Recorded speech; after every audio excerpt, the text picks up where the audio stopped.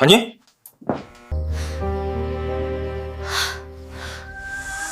말도 안 돼! 내가 왜? 1978년 여름 경상도 어느 마을의 기와집은 햇살 아래 반짝였습니다. 마을에서 가장 큰 집이었지요. 담벼락은 어른 키의 2배는 되었고 대문 앞에는 도라르방처럼 큰 장승이 서 있었습니다. 김수영은 그 집 마당 한 구석에 쪼그려 앉아 있었습니다. 16살. 검은 고무신 한 짝이 벗겨져 있었고 맨발의 발가락으로 땅바닥에 선을 그었다 지우기를 반복했습니다. 수영아, 빨래 다 걷었냐? 어머니 방 여사의 목소리가 안채에서 들려왔습니다. 수영은 대답 대신 고개만 끄덕였지요. 어머니는 보지 못했을 겁니다. 하지만 상관없었습니다. 어차피 대답은 중요하지 않았으니까요. 이 집의 주인은 김 회장이었습니다. 마을 유지, 읍내에 정미소 2개와 농협 이사직을 갖고 있었지요. 사람들은 그를 회장님이라 불렀습니다. 이 집의 장남 민석은 김 회장이 죽은 첫 부인에게서 얻은 귀한 독자였습니다. 3대 독자이자 집안의 기둥, 명문대 법대생. 아버지는 그를 볼 때마다 우리 가문의 희망이라며 입이 귀에 걸렸습니다. 민석은 태어날 때부터 이성의 주인이었지요. 반면 수영은 철저한 이방인이었습니다. 수영의 어머니는 5년 전 김 회장의 후처로 들어왔습니다. 그때 어머니의 손에는 11살 난 수영이 들려 있었지요. 재혼하며 데리고 들어온 군 식구, 피 한 방울 섞이지 않은 남의 자식. 그것이 수영의 위치였습니다. 딸은 출가 외인이라지만 수영에게 그 말은 너는 영원히 이 집 사람이 아니다라는 뜻으로 들렸습니다. 저녁 식사 시간이었습니다. 상은 아버지와 민석 앞에만 차려졌습니다. 어머니와 수영은 부엌에서 먹었지요. 수영은 쭈그려 앉아 보리밥을 입에 넣었습니다. 씹히지 않았습니다. 목구멍으로 넘어가지 않았지요. 민석이가 방학 때 서울서 내려온다. 어머니가 말했습니다. 수영의 손이 멈췄습니다. 숟가락이 바닥에 떨어졌지요. 쨍그랑 소리가 났습니다. 뭐하냐? 어서 주워. 어머니의 목소리는 날카로웠습니다. 수영은 숟가락을 주었습니다. 손이 떨렸지요. 밤이었습니다. 수영은 자신의 방에 누워 있었습니다. 창문 밖으로 매미 소리가 들렸지요. 여름밤의 소리, 평화로운 소리. 하지만 수영의 심장은 평화롭지 않았습니다. 문고리가 돌아가는 소리. 수영의 온몸이 굳었습니다. 자니? 민석의 목소리였습니다. 낮고 부드러운 목소리. 밖에서 듣던 그 목소리. 예의 바른 대학생의 목소리. 하지만 이 방 안에서 그 목소리는 다른 의미를 가졌습니다. 수영은 눈을 감았습니다. 숨을 참았지요. 자는 척을 했습니다. 작동하지 않을 거라는 걸 알면서도. 자는 척하지 마. 민석이 방문을 닫았습니다. 찰칵 잠그는 소리. 수영은 이불을 더 끌어올렸습니다. 턱까지, 코까지. 너는 내 거야. 알지? 민석의 손이 이불을 잡았습니다. 천천히 끌어내렸지요. 수영은 저항하지 못했습니다. 몸이 얼어붙었으니까요. 어디서 굴러먹다 온 게 내 덕에 이 집에서 밥 먹는 줄 알아. 민석의 속삭임은 뱀처럼 차가웠습니다. 다음 날 아침이었습니다. 수영은 어머니 옆에 섰습니다. 부엌. 간장 냄새와 된장 냄새가 섞여 있었지요. 엄마, 수영이 입을 열었습니다. 목소리가 떨렸습니다. 민석 오빠가 저한테 뭐? 어머니가 칼질을 멈췄습니다. 수영을 돌아보았지요. 수영은 말을 이어가려 했습니다. 하지만 어머니의 눈빛을 보고 멈췄습니다. 내가 오빠 공부에 방해되게 굴어서 그렇다. 어머니가 말했습니다. 칼질을 다시 시작했지요. 도마 위에 무가 잘렸습니다. 뚝, 뚝, 뚝. 조용히 지내라. 민석이는 우리 집안을 일으킬 주인이다. 아버님이 얼마나 아끼시는데 우린 죽은 듯이 살아야 해. 수영은 더 이상 말하지 않았습니다. 입을 다물었지요. 말해봤자 소용없다는 걸 알았으니까요. 장마가 시작되었습니다. 비는 사흘째 내렸지요. 마당에 물웅덩이가 생겼습니다. 수영은 처마 밑에 서서 비를 바라봤습니다. 담벼락은 너무 높았습니다. 비명조차 밖으로 새어나가지 못했지요. 이 집은 견고했습니다. 안에서 무슨 일이 일어나든 밖에서는 아무도 몰랐습니다. 수영은 자신이 인간이 아니라는 걸 깨달았습니다. 이 집에서 자신은 가구였습니다. 아니, 가구보다 못한 것, 부속물, 쓰고 버릴 수 있는 물건, 빗소리가 계속되었습니다. 수영은 물웅덩이를 바라봤습니다. 빗방울이 떨어질 때마다 파문이 일었지요. 원, 또 원, 겹쳐지는 원들. 그의 여름 수영의 몸에도 변화가 시작되고 있었습니다. 아직 모르는 변화. 하지만 곧 알게 될 변화. 모든 것을 바꿀 변화. 기와집은 여전히 햇살 아래 반짝이고 있었습니다. 가을이 왔습니다. 감나무 잎이 노랗게 물들었지요. 하지만 수영은 계절의 변화를 느낄 겨를이 없었습니다. 아침마다 속이 울렁거렸습니다. 화장실로 달려갔지요. 아무것도 나오지 않았지만 구역질은 멈추지 않았습니다. 수영은 변기를 붙잡고 숨을 몰아쉬었습니다. 또 토하냐? 어머니가 화장실 문 밖에서 물었습니다. 짜증 섞인 목소리였지요. 체했나 봐요. 수영이 대답했습니다. 거짓말이었습니다. 수영도 알고 있었지요. 무엇이 문제인지 치마가 끼기 시작했습니다. 수영은 허리춤에 복대를 둘둘 감았습니다. 숨을 참고 조였지요. 아파도 참았습니다. 들키면 안 되었으니까요. 학교에 갔습니다. 친구들이 쉬는 시간에 떠들었지요. 수영은 창밖만 바라봤습니다.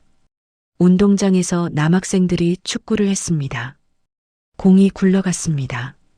누군가 달려가서 찼지요. 평범한 풍경 수영과는 상관없는 세계. 수영아, 너 요새 이상해.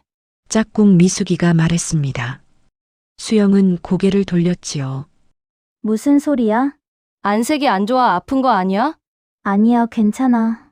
수영은 웃으려 했습니다. 입꼬리를 올렸지요. 웃음이 아니었습니다. 경련에 가까웠습니다. 겨울이 되었습니다. 복대로는 더 이상 숨길 수 없었지요. 수영은 민석이 버린 낡은 잠바를 걸쳤습니다. 헐렁했습니다.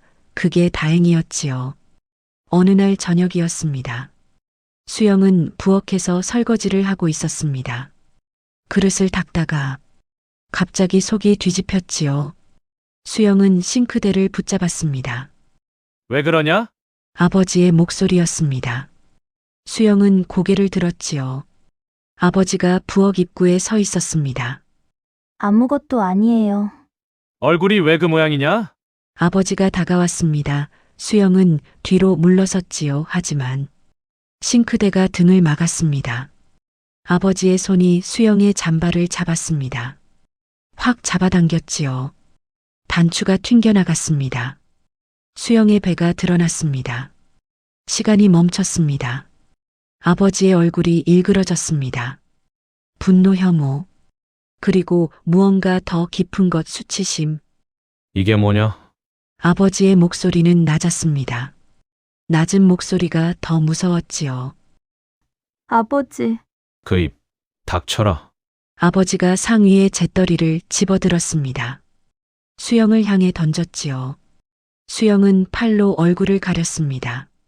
잿더리가 어깨를 맞았습니다. 쿵 둔탁한 소리. 누구냐? 누구 새끼야? 아버지, 저는 가문의 수치가 어디서 근본 없는 짓을 하고 난리야. 아버지는 더 이상 듣지 않았습니다. 방으로 돌아갔지요. 쿵쿵 발소리가 멀어졌습니다. 수영은 그 자리에 주저앉았습니다. 바닥이 차갑다는 걸 느꼈지요. 그게 전부였습니다. 아픔도 두려움도 느껴지지 않았습니다. 그냥 차가웠습니다. 다음 날 아침 집안은 소란스러웠습니다. 아버지가 민석을 불렀지요. 민석은 서울에서 급히 내려왔습니다. 거실에 아버지, 어머니, 민석 그리고 수영. 네 사람이 앉아 있었습니다. 누구냐? 아버지가 물었습니다. 수영은 입을 열지 못했지요. 동네 애들 중에 누구인지 말해. 수영은 고개를 저었습니다. 말할 수 없었지요. 말하면 어떻게 될지 알았으니까요. 아버님, 민석이 입을 열었습니다. 차분한 목소리였지요. 제가 알아보겠습니다. 뭘 알아본다는 거지? 동네에 소문이 있었습니다. 정육점 아들놈이 수영이를 따라다녔다고. 수영의 눈이 커졌습니다. 거짓말이었지요. 정육점 아들은 수영과 말 한마디 나눈 적이 없었습니다. 그 자식이 그랬어? 말해봐. 아버지가 물었습니다. 수영은 고개를 저으려 했지요. 하지만 민석이 먼저 말했습니다. 확인해 보겠습니다. 사흘 뒤 정육점 가족이 마을을 떠났습니다. 한밤중에 짐을 싸서 트럭에 실고 떠났지요. 수영은 그 소식을 들었습니다. 그 집 아들놈이 인정했대. 어머니가 말했습니다. 수영은 아무 말도 하지 않았지요. 할 말이 없었습니다. 민석은 다시 서울로 올라갔습니다. 떠나기 전 수영의 방에 들어왔지요. 잘 처리했지? 민석이 웃었습니다. 환한 미소였습니다. 수영은 그 미소를 바라봤지요. 괴물의 미소. 너는 입 닥치고 있어. 알겠지? 감히 내 앞길 막으려고? 그럼 넌 죽는 거야. 수영은 대답하지 않았습니다. 민석은 상관하지 않았지요. 문을 닫고 나갔습니다. 수영은 학교를 그만뒀습니다. 아버지의 명령이었지요. 집 밖 출입도 금지되었습니다. 수영은 다락방으로 옮겨졌습니다. 다락방은 좁았습니다. 창문은 작았지요. 햇빛이 거의 들지 않았습니다. 수영은 그곳에서 하루하루를 보냈습니다. 배는 계속 불러왔습니다. 수영은 배를 쓰다듬었지요. 그 안에 누군가 있었습니다. 작은 생명. 수영은 그 생명을 느꼈습니다. 미안해. 수영이 속삭였습니다. 배를 향해, 아기를 향해. 내가 태어날 세상은 지옥이야. 그래도 태어나야 해. 눈물이 흘렀습니다. 수영은 울지 않으려 했지요. 하지만 멈출 수 없었습니다. 봄이 왔습니다. 진달래가 피었지요. 수영은 다락방 작은 창으로 산을 바라봤습니다. 분홍빛 산 아름다웠습니다. 그리고 그날 밤 아기가 태어났습니다. 산파도 없었습니다. 어머니가 수건과 더운 물을 날랐지요. 수영은 비명을 삼켰습니다. 이불을 물어뜯었습니다. 아기가 울었습니다. 작은 울음. 수영은 그 소리를 들었지요. 생명의 소리. 아들이다. 어머니가 말했습니다. 아기를 수영에게 안겨줬지요. 수영은 아기를 보았습니다. 작고 붉은 얼굴, 눈을 꼭 감고 있었습니다. 수영은 처음으로 미소 지었습니다. 진짜 미소였지요. 준우라고 수영이가 이름을 지었습니다. 준거랄 준, 우주우. 고아원 보낸다. 이틀 뒤 아버지가 말했습니다. 수영은 아기를 품에 꼭 안았지요. 안 돼요. 준우는 제가 키울 거예요. 수영은 처음으로 아버지의 눈을 똑바로 봤습니다. 17살 소녀의 눈하지만 그 눈에는 어떤 힘이 있었습니다. 죽어도 못 보내요. 아버지는 더 이상 말하지 않았습니다. 돌아섰지요. 수영은 승리한 게 아니었습니다. 알고 있었지요. 이건 시작일 뿐이라는 걸. 수영은 준우를 내려다봤습니다. 아기는 잠들어 있었지요. 평화로운 얼굴. 너는 나처럼 살지 않을 거야. 수영이 속삭였습니다. 약속이었지요. 자신에게 그리고 아들에게. 1981년 가을, 준우가 3살이 되던 해였습니다. 그날도 수영은 다락방에서 준우를 재우고 있었습니다. 아이는 수영의 품에서 새근새근 숨을 쉬었지요. 작은 손이 수영의 옷깃을 꼭 쥐고 있었습니다. 계단을 올라오는 발소리가 들렸습니다. 무거운 발소리, 민석이었습니다. 일주일 전 약혼을 발표한 민석. 서울 유명 법조인의 딸과의 약혼. 신문에는 환하게 웃는 그의 사진이 실렸었지요. 문이 열렸습니다. 양복 차림의 민석이 들어왔습니다. 서울에서 내려온 모양이었지요. 민석이 문을 닫았습니다. 찰칵. 익숙한 소리에 수영의 온몸이 얼어붙었습니다. 수영은 천천히 일어나 준우를 요 위에 조심스럽게 눕혔습니다. 아이가 뒤척였지만 깨지 않았지요. 민석은 방 한가운데 서서 수영을 내려다봤습니다.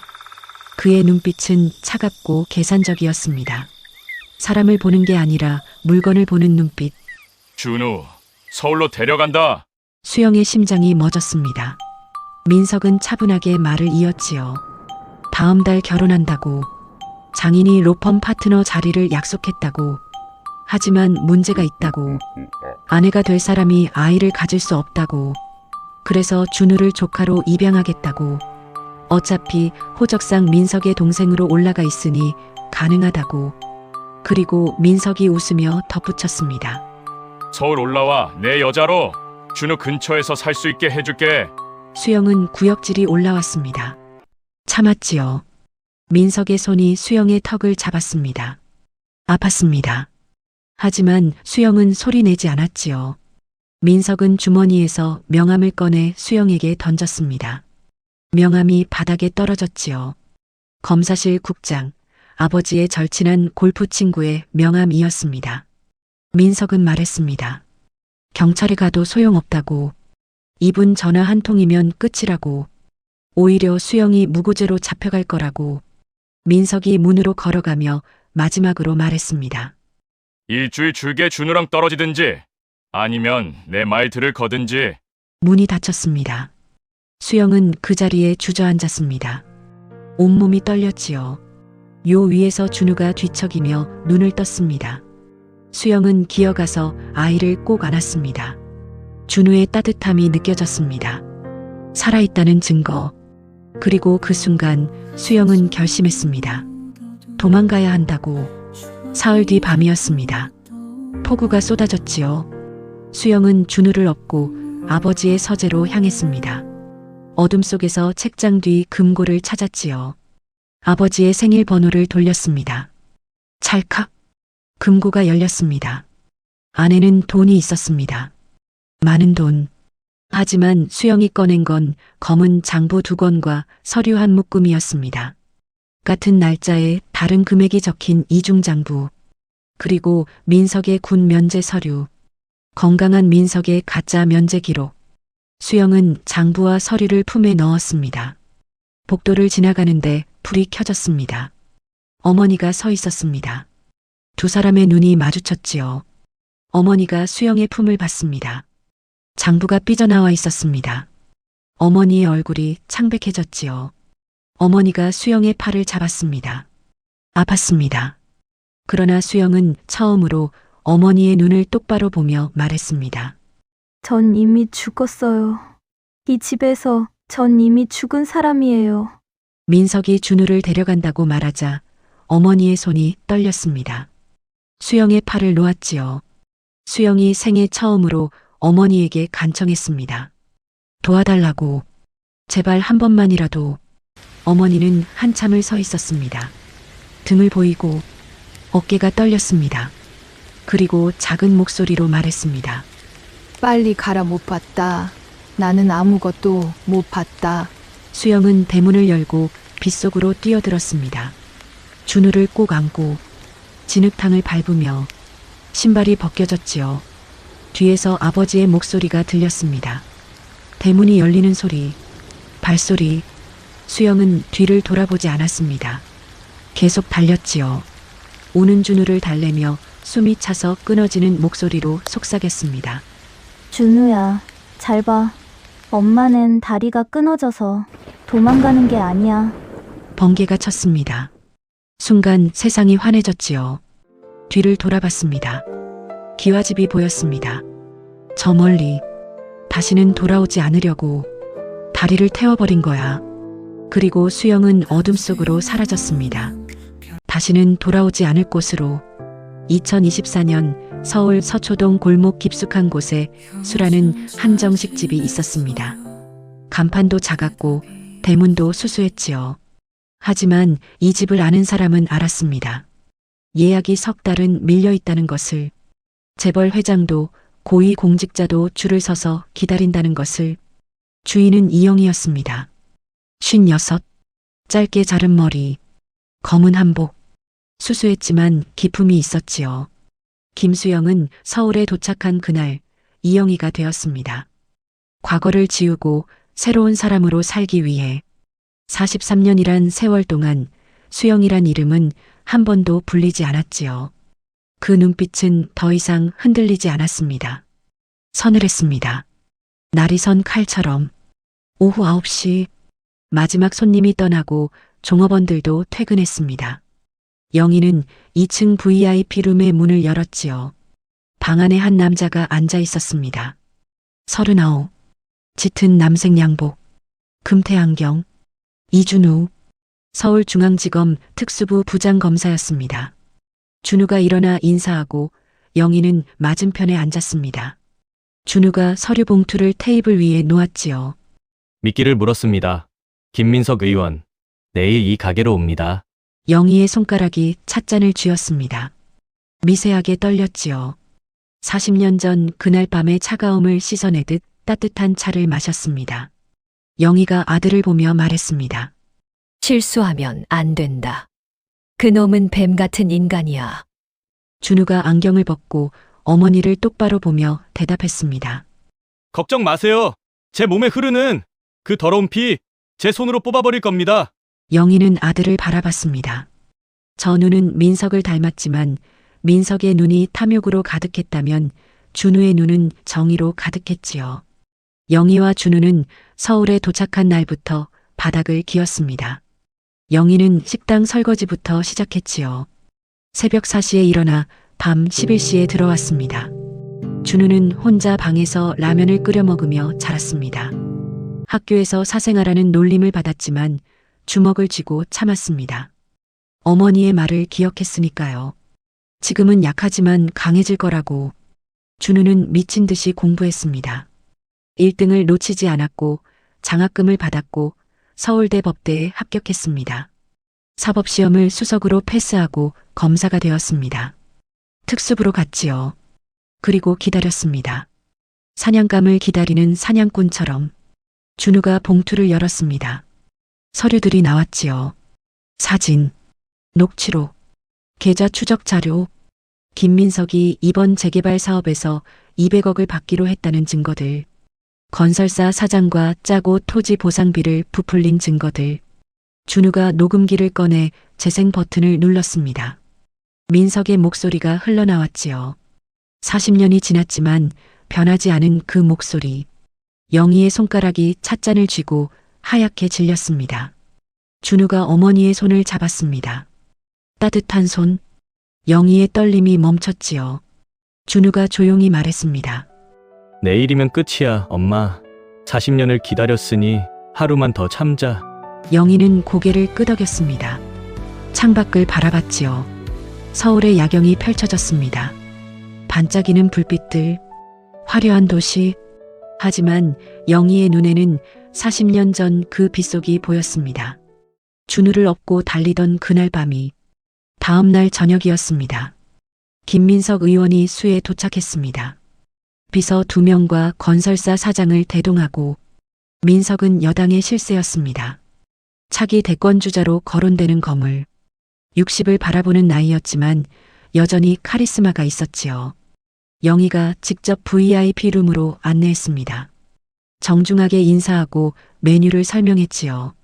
민석은 영희를 힐끗 보고는 다시 동료들과 대화를 이어갔습니다. 알아보지 못했습니다. 40년이란 세월. 16소녀가 56 여인이 되기에 충분한 시간이었지요. 음식이 나왔습니다. 민석이 한 입 맛보고는 감탄했습니다. 자신의 고향 음식 맛이 난다고, 경상도 음식이라고. 영희는 고개를 숙이며 대답했습니다. 감사합니다. 의원님. 식사가 끝나갈 무렵 민석이 영희를 불렀습니다. 이 가게 터가 좋다고, 재개발 구역에 포함되어 있다고, 협조를 부탁한다고, 보상을 잘 해주겠다고. 영희는 가만히 민석을 바라봤습니다. 저 얼굴, 40년 동안 잊으려 애썼던 얼굴, 악몽 속에서 계속 나타나던 얼굴, 그리고 지금 눈앞에 있는 얼굴. 그때 룸의 문이 열렸습니다. 준우가 들어왔습니다. 검사 배지를 달고 차가운 표정으로. 여기서 불법 청탁 중이십니까? 김민석 의원님. 민석의 표정이 굳어졌습니다. 그리고 준우의 얼굴을 본 순간 얼어붙고 말았습니다. 마치 거울을 보는 듯한 착각. 젊은 날의 자신과 너무나 닮은, 그러나 훨씬 더 압도적인 기운의 사내. 민석의 입술이 떨렸습니다. 자네 누구야? 준우는 대답하지 않았습니다. 그저 차갑게 민석을 내려다봤을 뿐이지요. 민석은 즉시 뒷조사를 시작했습니다. 비서를 시켜서, 사람을 풀어서 이준우라는 검사가 누구인지 알아내라고. 결과는 이틀 만에 나왔습니다. 민석은 서재에 앉아 보고서를 읽었지요. 손이 떨렸습니다. 이준우, 1979년생, 어머니 이영희, 호적상 불아는 공란. 민석의 뇌리에 기억이 스쳤습니다. 40년 전 그 빗속, 사라진 수영, 그리고 아이, 준우. 민석은 보고서를 내려놓고 웃었습니다. 놀라움이 아니었지요. 환희였습니다. 결혼한 아내는 결국 아이를 갖지 못했습니다. 민석에게는 대를 이을 자식이 없었지요. 그런데 지금 하늘이 선물을 내린 것 같았습니다. 그것도 검사 아들을. 민석은 전화를 들었습니다. 사람을 보냈지요. 영희의 가게로. 사흘 뒤 민석이 다시 술을 찾았습니다. 이번에는 혼자였습니다. 문을 열고 들어서자 영희가 기다리고 있었지요. 2층 룸. 둘만 남았습니다. 민석은 영희를 보며 천천히 웃었습니다. 그 웃음은 40년 전과 똑같았지요. 포식자의 웃음. 수영아, 오랜만이네. 영희는 대답하지 않았습니다. 그저 민석을 바라봤을 뿐. 민석이 자리에 앉으며 말을 이었습니다. 준우가 자신의 아들이라는 것을 안다고, 얼마나 훌륭하게 컸는지 감탄스럽다고, 그리고 제안했습니다. 준우, 내 호적에 올리자. 법무부 장관도 꿈이 아니야. 민석은 가방에서 서류를 꺼내 테이블에 놓았습니다. 입양 서류였지요. 이미 작성되어 있었습니다. 서명란만 비어 있었습니다. 넌 이제 그만 숨어 살아. 사모님 소리 들으면서 편하게 살자고. 영희의 손이 테이블 아래에서 주먹을 쥐었습니다. 손톱이 손바닥을 파고들었지요. 아팠습니다.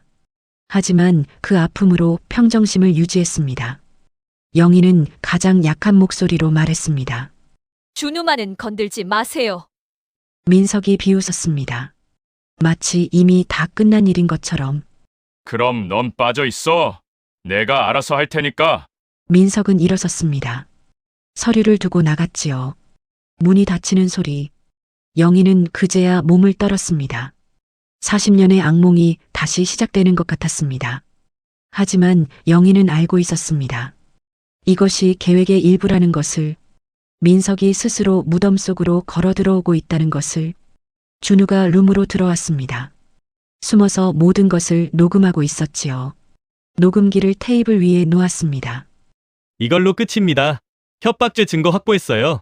영희는 녹음기를 보았습니다. 작은 기계. 하지만 그 안에 40년의 복수가 담겨 있었습니다. 준우야. 네, 어머니. 영희가 아들을 보았습니다. 준우의 눈에는 흔들림이 없었지요. 정말 괜찮겠니? 그 사람이 내 아버지인데. 준우는 입술을 굳게 깨물었습니다. 단호하게. 괜찮아요. 전 어머니만 있으면 돼요. 영희의 눈에 눈물이 맺혔습니다. 참았지요. 울면 안 됐습니다. 아직은. 민석은 다음날 기자회견을 준비했습니다. 자신의 자서전 출판 기념회. 거기서 준우를 깜짝 발표할 생각이었지요. 40년 만에 찾은 아들. 얼마나 감동적인 스토리입니까? 지지율이 올라갈 게 뻔했습니다. 기자회견장은 화려했습니다. 수많은 카메라, 플래시, 정재계 인사들. 민석은 연단에 섰습니다. 환한 미소를 지으며 준비된 원고를 읽기 시작했지요. 자신의 성장 과정, 고난, 그리고 꿈, 그리고 마지막 순간 민석이 마이크에 대고 외쳤습니다. 여러분, 오늘 제 인생 가장 기쁜 날입니다.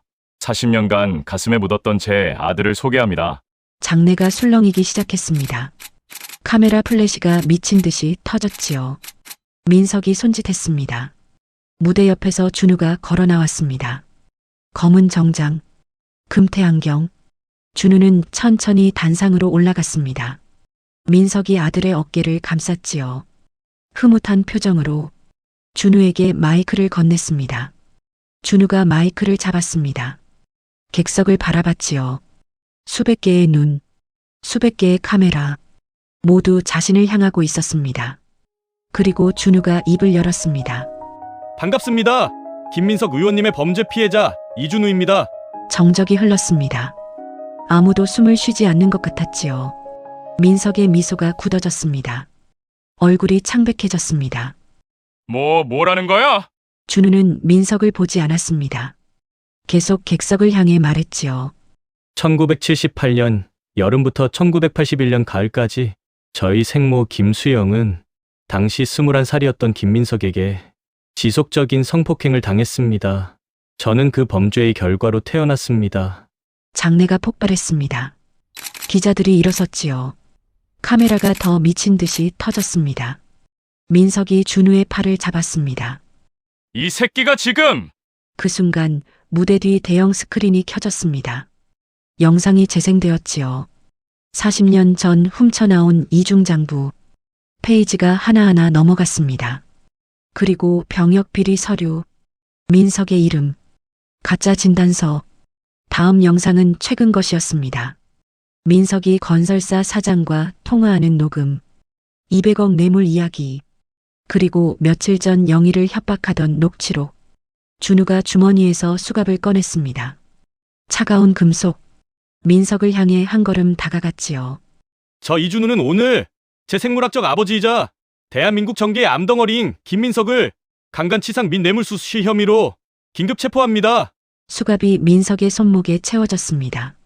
찰칵 소리가 장내에 울려 퍼졌지요. 민석의 몸이 휘청거렸습니다. 준우가 민석의 귓가에 나직이 속삭였습니다. 당신이 버린 건 핏줄이 아니라 당신의 미래였습니다. 민석의 재판은 전국을 떠들썩하게 했습니다. 매일 뉴스 일면을 장식했지요. 여론은 분노했습니다. 차기 대권주자라던 사람이 알고 보니 성범죄자였다니. 재판장, 민석은 피고석에 앉아 있었습니다. 수척해진 얼굴, 떨리는 손. 더 이상 거물 정치인이 아니었습니다. 그저 늙은 범죄자였지요. 검사석에는 준우가 앉아 있었습니다.